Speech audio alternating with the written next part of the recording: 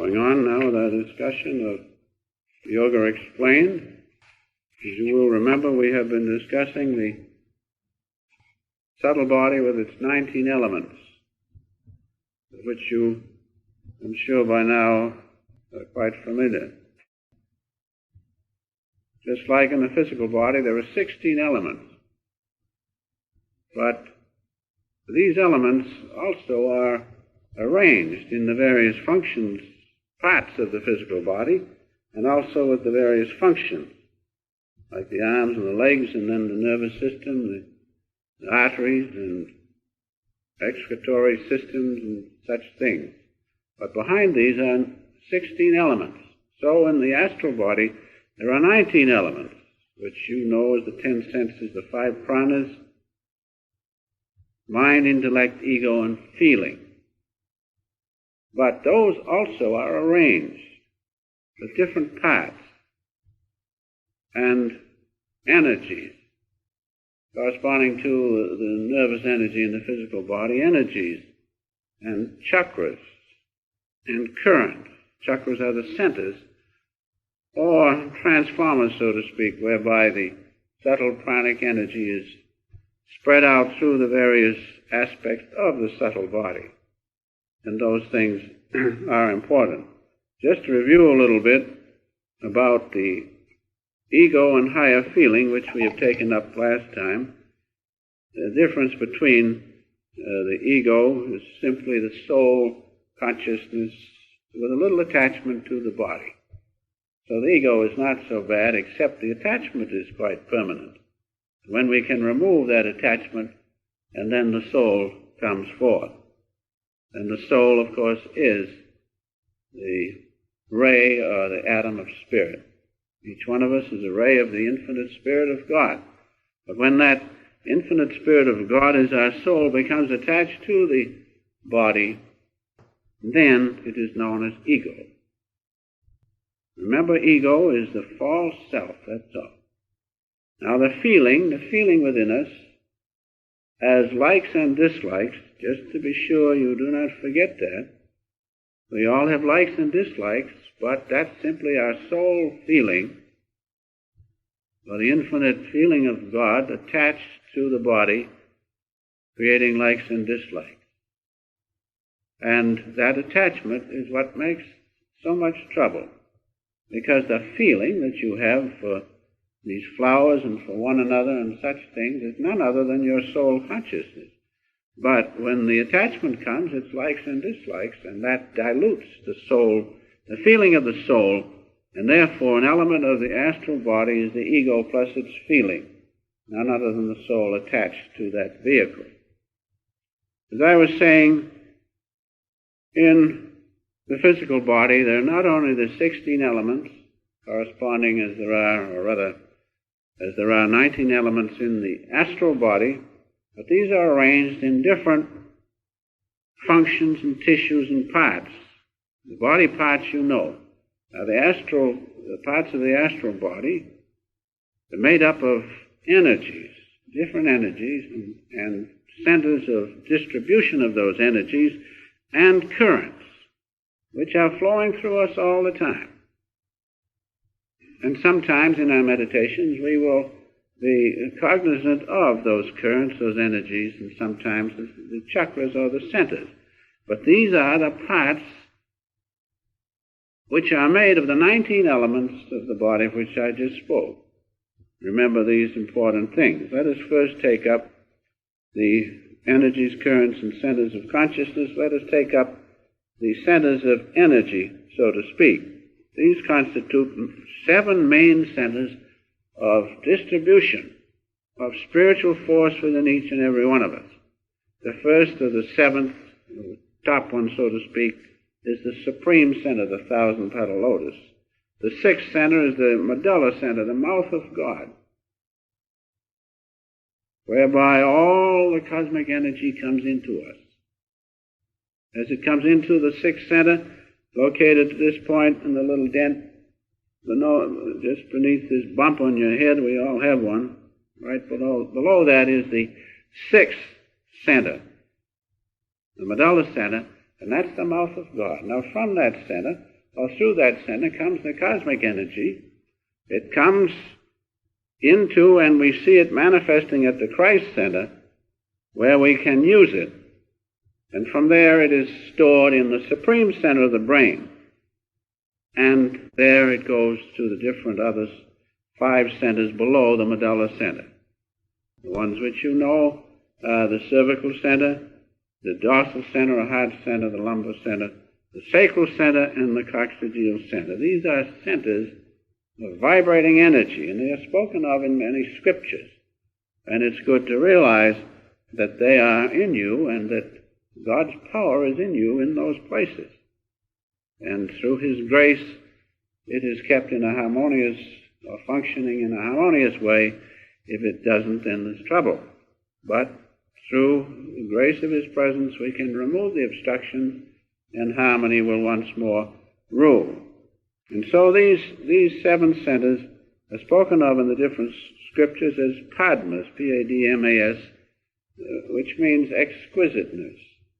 And those of you who, through the grace of God, have seen them, they are very exquisite. And they are centers of vibrating energy, and are spoken of in the scriptures, as I have said. They're called lotuses, too, for the same reason. Just in passing, realize that these energies within us, and these centers within us of distribution, they are the distribution points of divinity within us, of God's cosmic energy, which is within each and every one of us. And so they are not to be treated lightly. Now first, the different centers of energy are spoken of in Revelation, as I'm sure most of you know. Just to review a little bit, in the first chapter, the 12th verse, and being turned, it says, I saw 7 golden candlesticks, which refers to the 7 centers of the spine. And the top one is sometimes spoken of as a great bowl on top, which is the supreme center in the brain. Now, these different centers have different petals or rays of energy, from the 4 in the coccygeal up to the 1,000 in the supreme center. And every one of those rays of energy has a different function to perform in the astral body and likewise in the physical body, so you can see how great God is, and if we try to fathom Him, it's impossible. One of the great saints said, all I can say is God is. So great is He. And yet Master once said, I remember distinctly, he said, you can't command God, but He does listen to His humble devotees sometimes. Why? Because we are a part of Him. And if we remove the obstructions through love and through lack of ego, then we can feel His great being flowing through us and carrying on the various functions of all the 3 bodies which hide the soul. Now, as I told you, the mouth of God is the medulla center, and through that comes into the body all the energy which we are going to use. And it is stored in the 1,000-petal lotus and distributed through these other centers of the spine. Distribution points, and from there on, all the different functions are carried on, not only of the astral body, but also of this physical body. This physical body, the astral body made up from this cosmic energy which is lodged in the supreme center of the brain. It is that which is distributed and makes the 19 elements of which I spoke, 10 senses, 5 pranas, mind, intellect, ego, and feeling, made from that cosmic energy and consciousness of God, which comes in through the medulla, stored in the supreme center, and also is found in these other centers of distribution throughout our spiritual body. Now, through yoga, you can ascertain and perceive the different parts of the astral body. Some of you have seen, perhaps the flashes of light and so forth, because all of these energies give off light. They are made of light, not solar light, but solar light is the gross counterpart of astral light. Like the sun, our sun, which is so bright is nothing but a counterpart of the astral sun or the spiritual sun. And so within us we have these various currents, energies, and centers of vibrating conscious energy within us. Now, you will say, well, that's all right, but can they be perceived, or can I know anything about them? Yes, you can. But you cannot know anything about them with outward consciousness. You cannot know anything about them with the senses, mind, or intellect, because their vibration is much higher. But those who meditate and supersede the consciousness of sensation and mind and intellect and reason and thought, then you will perceive these different centers or these different currents and centers of energy. You will perceive them, but not with outward consciousness. Therefore, that's why we meditate. That's why we practice yoga, that we may supersede this worldly, mundane consciousness. Otherwise, the truth is not known. The mind goes on and has gone on ever since the beginning of creation and will go on. But it will end because it had a beginning. Now, unless we rise above mind through yoga and through devotion to God, we will still be a product of that mind, and we'll have to suffer all its inefficiencies until finally we will realize what the saints have all said: get above mind, still the waves of the mind, and in the sea of bliss you will find what you are searching for. God alone is the only answer. Now, yoga will help you to supersede mental activity. There's no satisfaction in it at all. There's nothing but one thing leads to another, one problem leads to another, one confusion leads to another, one controversy leads to another until you're crazy, so to speak. Now, as Master told me one time, he said, unless it was for the grace of God, God himself, I would not have been able to preserve my sanity, which is true. It's hard to preserve your sanity under mental influence because there's no end to it. There's no end to the problems. But when it will, you can supersede mental activity and thought and dwell in the peace of God within, then you'll never lose your sanity. It's impossible because you're not in the realm where insanity exists. Insanity is in the realm of mind and confusion.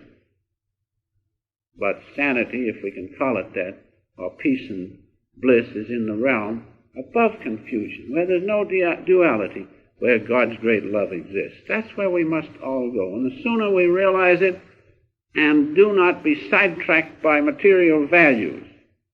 Values of this world amount to nothing. You read the lives of any of the saints. They do not stop with worldly values. Master told me many times, he said, I can turn the key in this door and walk out and never think of it again. This big organization in which he founded and which he brought along. That's why he was able to say, God is with me, I can preserve my sanity. Now that doesn't just apply to a master, it applies to each one of us. And when you can at will, and through practice of yoga, and the highest meditation of yoga, which means concentration on God, and rise above mental activities, then you too will be safe from this engulfing Maya, of which the Gita says, all men walk the earth wholly deluded. I, for one, don't want to walk the earth wholly deluded if there's a way out. And there is a way out. And that's through the grace of God. And I know that each and every one of you who will keep at it, there'll be times when you think, well, there's no use, I'll have to give up. Don't give up.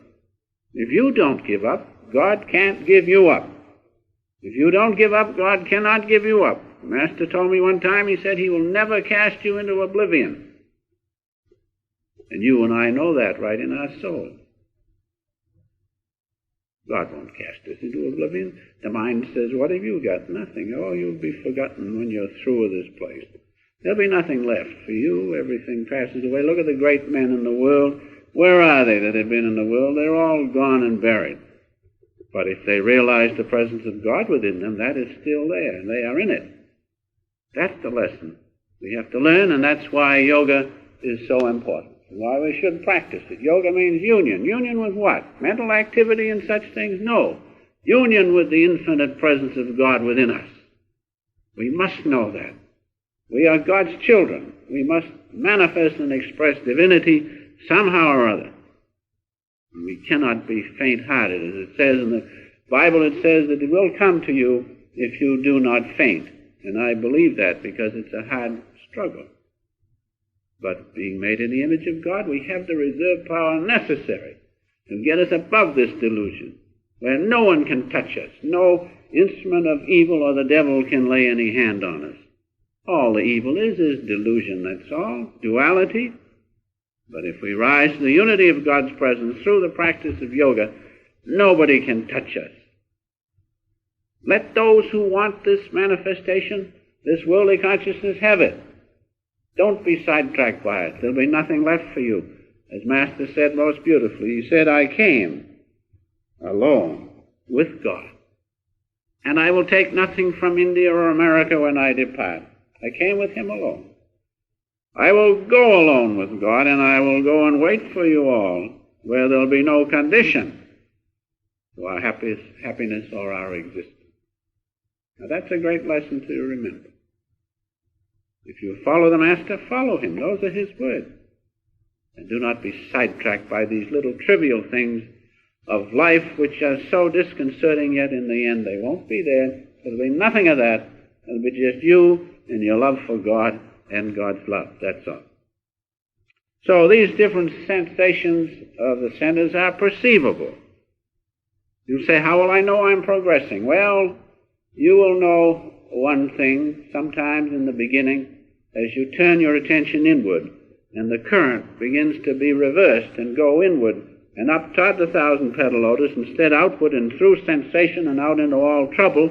It goes inward and starts up to God. Now when it does that, after a little bit, perhaps it'll arouse the Kundalini a little and you'll feel a whirling sensation. Not in imagination, but really. And so that's why Moses, when it says, I've forgotten just the book, the Bible, when Moses lifted up the serpent in the wilderness. Now that's a sensation that will come to you as you practice your yoga and begin to perceive these different currents within you. When Moses lifted up the serpent in the wilderness.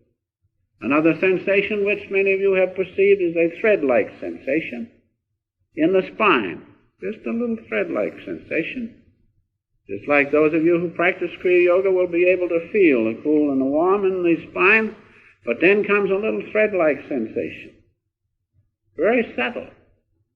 If you're thinking of outward things, you won't perceive that.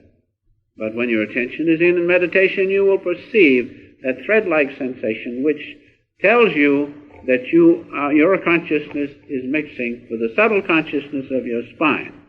That's another thing that comes. Also, the different centers of the spine have different sounds. As the coccygeal has the B sound, and the sacral has the flute or cricket sound, and the lumbar has the stringed instrument sound, and the heart center, the dorsal center, has the bell sound, and from there up it's usually a symphony of sounds ending in the great cosmic sound of Om. Those things are perceivable if you practice your yoga and meditate with sincerity and with the love of God in your heart. Also, another thing that comes to my mind is that there's an awareness. At first, as you begin to get your attention inward and the current flows inward toward your spine, you will not be aware of much, but after a bit you'll feel an awareness in each center. Just the consciousness of that. When you first start, it's very difficult to feel your spine deep within, but after a while you begin to feel awareness in those different places, showing that you are progressing as you meditate. And then another thing is that those different currents and chakras have the different lights of which I have spoken, and they can be seen as light. Not solar light, but astral light. And these, one thing that comes to my mind as you begin to meditate I told you in the first place that the current goes outward towards sensation. We've done that perhaps for incarnations. Now we're turning it inward to the region of the soul which is in the spine and the supreme center of the brain. Now when you reverse the current, just like you put a resistance in any ordinary electric current, you get a light. So as you meditate, you may see in your spiritual eye a flash of light, which means usually you're in the lumbar region and the current is being reversed and it meets with resistance. So there are many things. There's just a few to arouse your interest, perhaps that you meditate a little deeper. Now, a few references, just to substantiate what I have said. Not everything, because it would take too long, but just one or two. First from Matthew, the 4th chapter, the 4th verse, which is a very wonderful reference and which substantiates what I said a few minutes ago. Man shall not live by bread alone. That's the food, oxygen, the different elements which we eat, but by every word that proceeded out of the mouth of God. Every word means vibration. The great cosmic sound of Om is the holy vibration, the supreme vibration. This refers to the vibration, or the part of that holy vibration, which comes in through the medulla center and sustains you. Unless it was for that, even though you say your digestion takes care of the food, but it's the energy in the digestive processes that takes care of everything. So there we have one reference about the fact that the cosmic energy of God comes in through the medulla center like a beam and sustains us. But due to bad habit over many incarnations, perhaps we're used to some nice food once in a while and some oxygen. But we can, by meditation, show that we do not need the oxygen. The breath quiets down through the practice of yoga. And you won't die, you'll become healthier because the internal organs rest. And there's much to that which we'll take up some other time. Now from Isaiah. Isaiah on the 45th, the 45th chapter, the first 3 verses, just the gist of it.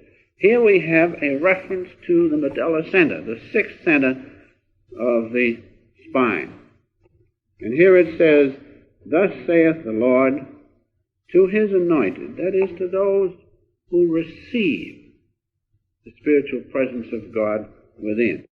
"I will loose the loins of kings, to open before him the 2-leaved gates, and the gates shall not be shut." This refers to the 2 leaves chakra of the medulla, the 2-rayed chakra, the outer ring of gold, which some of you have seen, and the dark center means there's 2 rays, 2-leaved it's called in here. When it speaks about, "I shall loose the loins of kings," the kings had power. And so when that flows into you and you know it, then the supreme power of God begins to manifest you in different and wondrous ways. Because that's the power of all things. "Thou shalt not live by bread alone, but every word that proceedeth out of this center." And also, "I will go before thee." When you see the spiritual eye and you know the medulla center is something real and tangible, "I will go before thee and make the crooked places straight. And I will break in pieces the gates of brass and cut in sunder the bars of iron." All obstructions must go when you realize the presence of God coming in through the 6th center. That's why when you see, perhaps, at times, the spiritual eye, it gives you great consolation, because God's power is there, and that's what it means. "And also I will give thee the treasure of darkness and hidden riches of secret places." All secrets are in God's conscious. All treasure is there. As I said, those who follow outward things, they'll have nothing in the end. Follow God, Master said. God alone. "That thou mayest know that I, the Lord, which call thee by the name, by thy name, am the God." Called by the holy vibration which you hear. That's the presence of God. So this is a wonderful reference. And finally, just to take a little more time, in Ezekiel. Ezekiel, well, Oh no, I thought I'd lost Ezekiel. There he is. Ezekiel, the 3rd chapter, 12th and 13th verses. These different chakras emanate different sounds. And those sounds can be heard. And the word chakra in Sanskrit, or the Sanskrit word for these chakras, or the word Sanskrit word chakra, means wheels of vibrating energy. And so in Ezekiel we have it spoken of in this way. And the Spirit took me up, and I heard behind me a voice of a great rushing, saying, Blessed be the glory of the Lord from his place. The great rushing is the cosmic sound of all. And with it comes the consciousness of God's presence. That's why it is spoken of in this way. Also it says, I heard also the noise of the wings of living creatures that touched one another, and the noise of the wheels, or the different vibrations of the centers, over against them, and a noise of a great rushing. So there you have a direct reference to these centers of vibrating energy, and which many have heard, especially the great rushing sound and the sound of the wings of creatures rubbing against one another. One of the devotees' mother passed away, and her sister knew it, and she was just about to call this other lady and tell her, and she heard sound of a great rushing in the wings. Many have heard it. When the Master passed away, I know some heard it too. That's the inner spiritual vibration of the different chakras. And the mother's voice said, I am so happy here. So sometimes God shows his children these things. But these things are real, but they're not perceivable with outward consciousness. So that just in a few words, there are a few references from our Bible about these currents of astral vibrating energy, which can be perceived through the practice of yoga. And one or two other from Hindu philosophy and our own Bhagavad, A.Y., this is what we read. Page 370, those of you who would like to read it, it says, in the gist of all I've told you this evening is as follows. The invisible power flows into the human body through the gate of the medulla oblongata. The 6 bodily centers located at the back of the neck at the top of the 5 spinal chakras, Sanskrit words for wheels, which I read in Ezekiel, or centers of radiating spiritual force. The medulla is the principal entrance for the body's supply of universal life force, the Om, the cosmic energy, which you hear. That's what sustains you, what has made you. And then he goes on to say that it is directly connected with man's power of will at this point. And then it is stored in the supreme center of the brain, and it is mentioned in the Vedas as the 1,000-petal lotus of light. So these things are universal. They're not just found in our own teachings, but they're found throughout all scriptures, from the Vedas to the Bible to the Quran and all such sacred books. Now comes the question, perhaps, why should we look for these things and struggle so hard? Master has this to say. One of his references, the benefit of seeing the astral body or its parts is that it enables the yogi to ascend his soul as body-identified ego from the fleshly prisons. Break the attachment. Whenever you see any aspect of the astral body, you have broken the attachment of this body. Realize that, of the ego and this body. Afterwards, the devotee learns how to take his attached soul out of the astral and ideational causal bodies and unite his soul with the omnipresent Spirit. So, we should struggle on. And don't think you cannot know. You can know. Otherwise the urge would not be there. And finally, just a reference for inspiration from Guru Nanak, one of the great Hindu saints. He says such wonderful things he says this, the infinity of the infinite, none shall fathom. As Lord Shankar said, all I can say is, God is. The more thou speakest, the more doth it become. Great is the Lord and high his seat, and higher than the high is his name. Higher than the great saints of the world is the holy vibration, the Om. Realize that. That's why you must merge in it all you can. How great he is. He himself knoweth by himself. O Nanak, he, the kind and merciful Lord, bestoweth his ever-flowing bounties by his grace and kindness. God is the most kind. The Master told me he is crying for us more than we are crying for him. And we think that we have a hard job.